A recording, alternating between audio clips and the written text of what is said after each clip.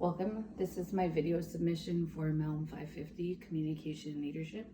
My name is Gina Pawahayipis. This is my journal response. I'd like to introduce my canvas and how I can relate it to some of my readings. So, in self-esteem, cultural identity, and Aboriginal language, immersion kindergartners Lindsay A. Morecambe states, Aboriginal languages express intellectual traditions that have been developing since time immemorial. They help speakers to pass on culture and connect to the ancestors and generations yet to come. They allow for a link to the land, to cultural values and ceremonies, and Aboriginal ways of knowing, understanding, doing, and honoring. In the painting, there are two posts with the frog crest in both sides to hold up the centerpieces to maintain balance. The frog not only holds up high spiritual powers in the communities, but it metaphorically represents that our people must live in both worlds, modern society, and stay connected to our ancestral ways. For myself, as an Indigenous educator, I have to be able to adapt to the environment I am in because I'm an active community member where I continually exercise my roots in my career and my personal life. I personally hold myself responsible and my children to a level of reliability, generosity, and curiosity. As a professional artist, language learner, and educator, it is continuous growth to implement generosity and traditional knowledge in everyday lifestyle. Melissa Oskinagish says that if the children don't see who they are represented in their schools, their classroom, and in their education, then how can we ever expect them to engage with that education? When teachers recognize the positive impact that cultural inclusion has on student interest, motivation, they too may become more motivated to build and implement lessons that have a positive effect on student learning. So in my interpretation, I included a wolf in the centerpiece of the circle. Wolves have many significant features in the community, and their crests could mark many areas of protection, sense of belonging, and unity. I didn't include in this painting of the wolf a color shift paint called Dragonfly because the community is constantly transforming as we continue to be disconnected from our homelands and rhythmic patterns of our ancestors. So this one here has all of the dragonfly in the spaces here. I myself, as one of many Indigenous educators, have many roles and responsibilities to watch over the youth. It is urgent that we create a safe space and that our sense of belonging so our students can continuously feel successful in the building.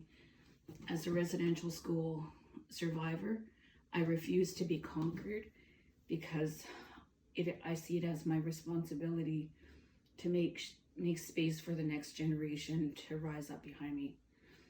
In developing culturally responsive teachings, practices in First Nations communities, learning Anishinaabe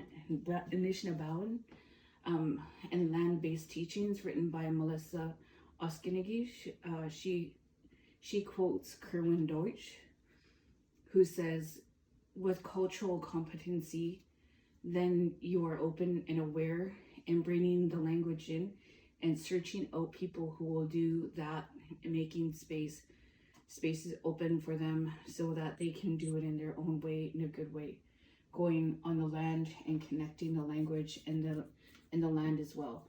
There is where the students can begin to relearn who they are.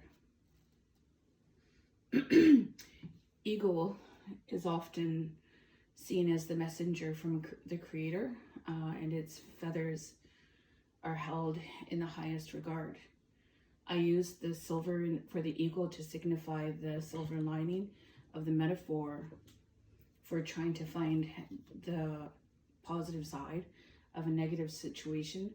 When all the other birds are seeking shelter from the storm, the eagles fly above the storm and soar in the wind currents. My traditional name is Pawetskochi, and it loosely translates out to eagle leaving the big nest. As my grandfather put it, you have all your own gifts now, and it's time to share them with the world. I see the eagle for the strength and the courage, with incredible determination to get whatever it desires. I care to impart that drive, focus, and resilience upon my community members as I work shoulder to shoulder with them in the community, or continuously.